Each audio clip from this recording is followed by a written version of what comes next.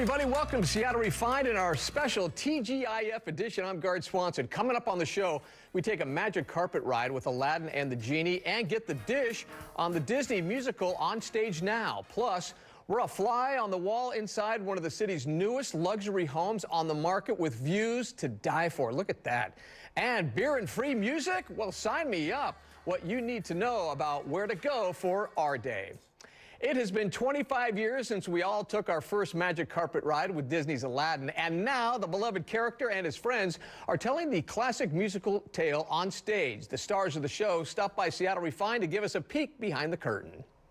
So why don't you just ruminate whilst I illuminate the possibilities? Audiences delighted in the feisty friendship between Aladdin and the Genie in the 1992 animated Disney film. All you gotta do is rub that leg. Now Broadway's unbottled that magical bromance and put it on stage at the Paramount. I play the Genie in Aladdin, and that's this guy's best pal. That's right. And we go on some crazy adventures together. It's kind of amazing. Yeah. Hello, everybody! It's pretty cool. I play Aladdin, and it's an iconic role that I loved watching growing up. And yeah, we have a little bromance going on. And then we also have the Jasmine Aladdin romance. We can't forget that as well. But the bromance is what really sells our show. Yeah. It's just true. For Anthony Murphy, he has some pretty big shoes to fill as the Genie, and he definitely feels the pressure. I remember coming into my very first audition, and I'm thinking in my head, oh, Robin Williams did the animated feature, which is iconic, and then James won the Tony Award for it. Like, so much pressure.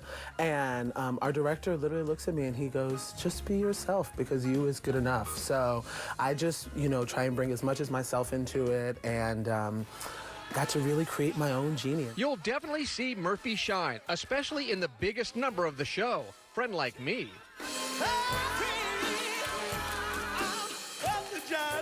All these magic tricks. I mean, I'm making money appear and full tables of food out of nowhere and flowers, and it's just amazing. We go on this ride together and really build this friendship, and it's really awesome. Adam Jacobs originated Aladdin on Broadway and embraces the challenge of making the character come to life. You want to be true to the film and bring everything that people know and love from the film, but also you want to make it your own. With Aladdin and Genie stealing the show each night, I wondered how they keep up the show-stopping energy. Well, we rely on that audience. It gives us a lot of that energy back, which is great because they're just having so much fun out there. For me, I talk mostly to the audience and to Aladdin. Those are the two people that I talk to most in the show. So the audience, I really rely on them. They give me a lot of energy, and the Seattle audiences have been amazing. They've been so awesome. You'll love all the classic moments between Aladdin, Jasmine, Jafar, and Genie, but you could also say this production shows us a whole new world.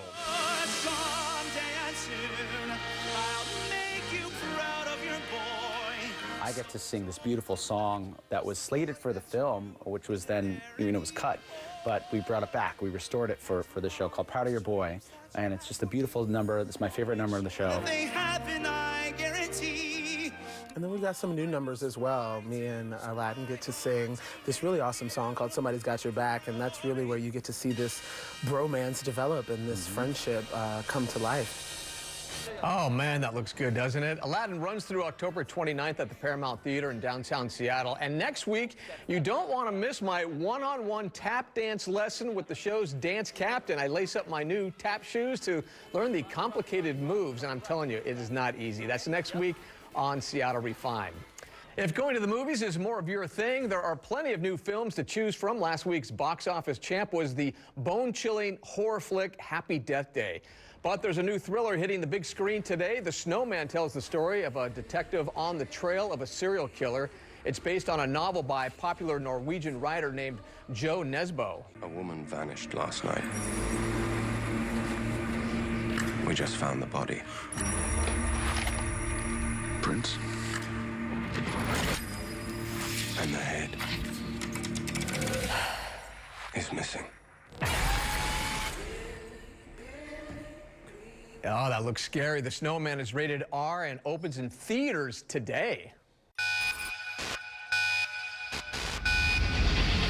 Also opening today, Geostorm, starring Gerard Butler. This science fiction adventure is about a network of satellites designed to control the global climate that start to attack the Earth.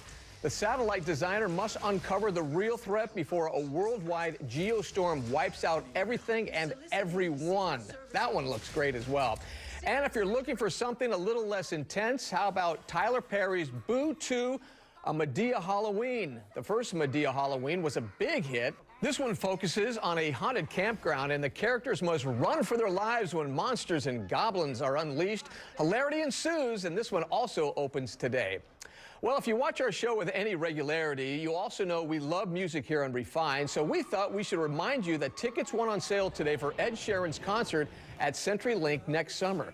Sheeran broke his arm in a bike accident earlier this week, forcing him to delay some of his concert dates, but we're pretty sure he'll be healed up by next August. Another performer sure to put on an amazing show is Kenny Chesney. He's performed several times here in the Emerald City, and he never disappoints. Tickets for his trip around the sun, that big tour, go on sale next Friday, October 27th. He'll perform at CenturyLink next summer, July 7th to be exact. Kenny Chesney, by the way, puts on one of the best shows around. It's a real party. And speaking of parties, Rainier Beer and KEXP are joining together for a crazy bash this weekend. The Old Rainier Brewery is the best place to be tomorrow. It's usually off limits to the public, but once a year, the parking lot transforms into the perfect party location. The event is free, and KEXP legend John Richard promises the music will be awesome. It really is three of the stronger local bands you're ever going to see here. Naked Giants, I've seen many times. Very good live band. And Bread and Butter, who are very good. My goodness, one of my favorite bands. New record this year.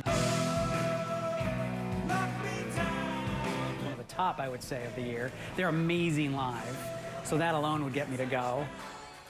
Our day is tomorrow from 5 p.m. to 11 o'clock. Again, it is free to the public.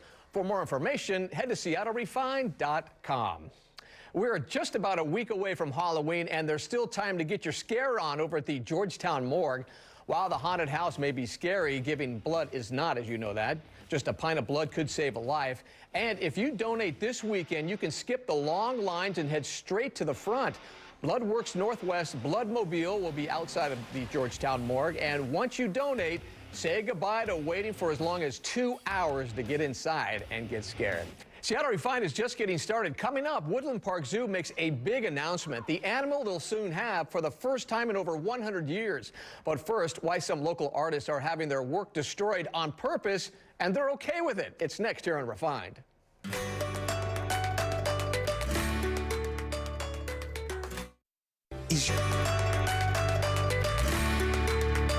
Welcome back to Seattle Refined in our special TGIF edition. You know, the Asian Art Museum has been part of Seattle's art culture since 1933.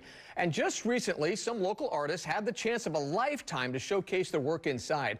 But soon, it'll all be destroyed. KOMO's Lee Stoll explains why the artists are just fine with it. This is as close as you can get to the Seattle Asian Art Museum these days. Well, it's weird, of course. You know, we like museums with art in them. Galleries once filled with priceless pieces are now filled with echoes. We've been working for 6 months plus to move everything out of here. The museum is undergoing their first major renovation since opening in 1933. Some improvements will be invisible, like climate control. There's no humidification, there's no air conditioning, and that is essential for the long-term preservation of our collection. It's really an awesome opportunity to get to do this work. For artists like Romson Regarde Bustillo, a museum show is a dream, and soon his mural will be just that. What's going to happen to this? That's it. Local artists were recently invited to transform empty galleries for a few small showings. The windows, walls were all fair game. But when construction starts, these stories end. You'd never think of taking a sledgehammer to a piece of art, but that is exactly what is going to happen to these walls. They're made of terracotta tiles, and unfortunately, they're just not sound in an earthquake, so they all have to be replaced. Bustillo says art is all about creation and destruction. It will not be here in the future. He just has one wish for what he put up before it comes down. I have to take a quick look before they do it. I'm Lee Stoll, KOMO News.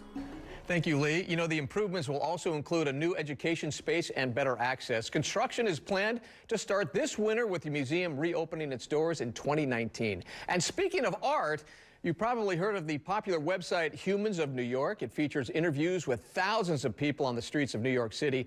Now the man behind the lens is sharing his story right here in Seattle. Brandon Stanton will speak this Sunday evening at Benaroya Hall. Tickets are on sale right now. Our show isn't the only great place to find out what's happening around Seattle. Our website is absolutely an amazing resource as well. And gosh, look who's here. It's our managing editor, Britt Thorson, ready to talk about the weekend. So I got to tell you, the story right now that's doing the best on our site makes me kind of mad, but it makes me mad in a good way. I'm mad that it's not mine. It's a Capitol Hill condo. It's literally one of the most gorgeous things I've ever seen. The views, oh my gosh, wall-to-ceiling views all throughout the living room, kind of on a clear Look at day. that, I mean, all the way to the ceiling. I don't have, when I think of a dream home in my head, I think of this. How big is it? It's about like 3,000 square feet, 3.5. With views like that? With views like that. It's got, you know, all the amenities, a secure elevator, you know, it's got 3 beds, 2.5 baths, you know, 3rd floor penthouse. All right, enough. Just tell me how much. 2.8 mil. Oh. Which actually isn't as bad as I thought it was going to be. I feel like we're always throwing around numbers like 5 mil, 10 mil. And so when I hear 2.8, I'm like, sounds affordable. It sounds affordable, but it's still not affordable for the regular human being. Okay, about 5 minutes ago, I read a tease, and it said it's the first animal the Woodland Park Zoo has not had in 100 years. Do you know what it is? I have no idea. The rhinoceros. Really? Yes. It's crazy. So the zoo's been around for about 118 years, and think back on all of your trips. You've never seen a rhino. Ever. Ever. But they just announced that they're going to be bringing rhinoceroses. Rhinoceroses? Is that what it is? Rhinoceroses? Rhinoceroses. They're bringing them in the spring of 2018, and it's part of their way to take a stand against illegal wildlife trade. These animals are highly poached, so they're bringing a couple in for us to see at the zoo, and I'm just excited. Rhinos are just awesome, and the fact that we've never seen them before here at the zoo. No, that's spectacular. Isn't that kind of crazy? All right, what else is going on for this week? What should we do? So this one goes out to all the cat people out there, because I know we have this spotlight, you guys know, every week. It's called Seattle Refined, R-U-F-F. All for dogs. But it's technically for all pets, but because it's refined and because it's Seattle, we usually profile dogs. This week, I just want to call out the fact that we've profiled 2 little kittens, Hendrix and Nadas, their little brother and sister. They're just the cutest thing ever, and I want you guys to know we get a lot of submissions for dogs for this feature, but cats are also welcome, chickens are welcome, snakes are welcome, pets are, actually I don't think You know what's funny? I'm not a real big cat guy, but those cats are cute. I was gonna say, if kittens are one of the cutest things ever. The owners, when they explain the personalities of the kittens, they explain one is sweet and they explain the other is pure chaos. That's the way it's supposed to be, right? Sounds like, yeah. Yin and yang. So you have 1 week left to finish this month's book club pick, Glass Houses by Louise Penny. In the 13th novel of her popular crime series, Penny's Glass Houses takes off when a mysterious figure appears in town on a cold November day. Creepy. People are first curious, then wary. We don't want to give away what the figure means, so instead, we'll let Penny explain one of the other themes of the book, which is goodness. To be decent and kind and good is an act of faith in this world. And I think that takes so much more character and so much more patience, so much more generosity, so much more strength. And again, with these characters, I find it so interesting to see people who are struggling to be good than people who just allow themselves the cynicism. We would love for you to join Refined Reads. You can sign up at, you guessed it, seattlerefined.com/refinedreads. Our discussion of Glass Houses is scheduled for next Thursday, University Bookstore in the U District. Happy reading. Yeah, that's a really cool thing when you can get a group of people together that are reading the same book. And I know book clubs have been around but ours is kind of cool. It is. This month's is creepy, though. I honestly have been having some nightmares. All right, go buy that condo, that $2.8 million condo. All right, thank you, Britt. Have a good weekend. All right, coming up, we need your help to crown the very best of the season, and just by doing so, you could win big. We'll explain next. Like us on Facebook, tweet us your story ideas, or shoot us an email telling us what you want to see on the show. You can find our inbox at hello@seattlerefined.com. Seattle Refined will be right back.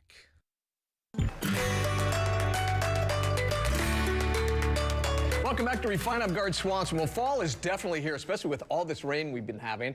We've got something fun we need your help with. Britt's back to talk about the So Northwest Awards, and this is kind of a really fun thing we're doing. This is the second time we've done them. We did a summer awards, which I'm sure you guys remember, and now we're doing the fall iteration.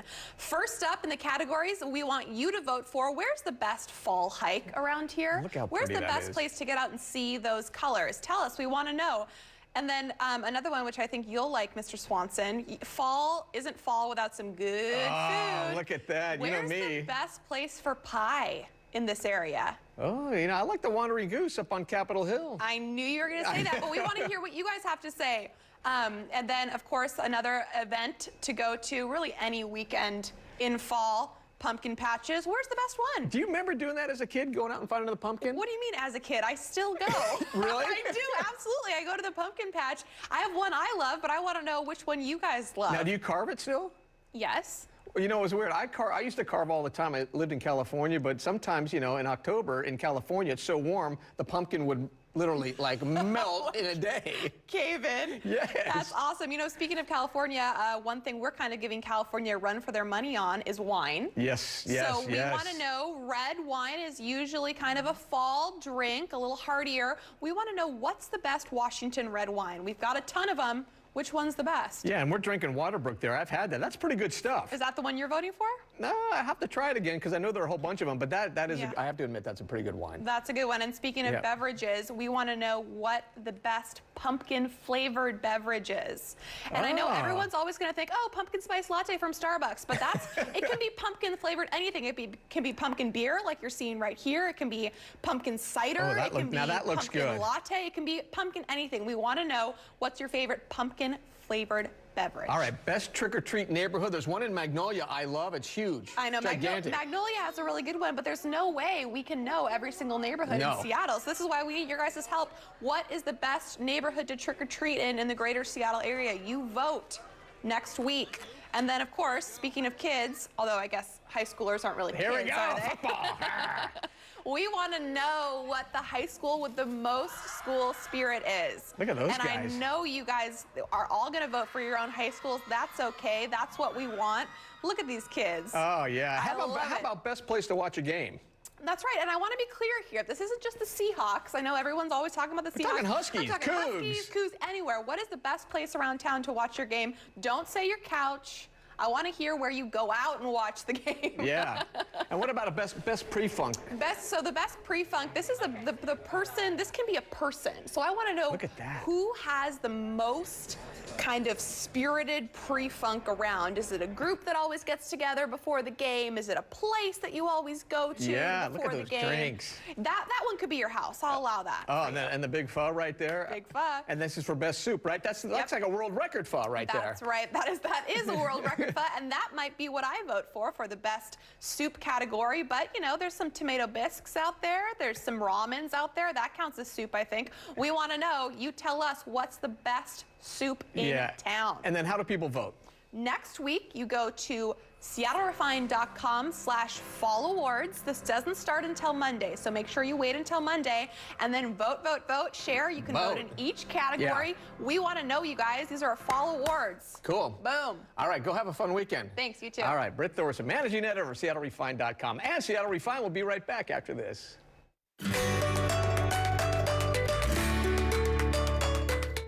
If you Welcome back to Seattle Refined, and I want to remind you about a very important event happening at Seattle Center tomorrow. It's Leukemia and Lymphoma Society's annual Light the Night Walk, helping fund life-saving treatments for those battling cancer. It is a 2-mile walk, and everyone will hold a lantern. White signifies a survivor, red is a supporter, and yellow is in memory of. Registration begins at 4:30. We hope to see you there. It's such an important event. All right, that's going to do it for today's edition of Seattle Refined. Have a great weekend, everybody. We'll see you next week right here.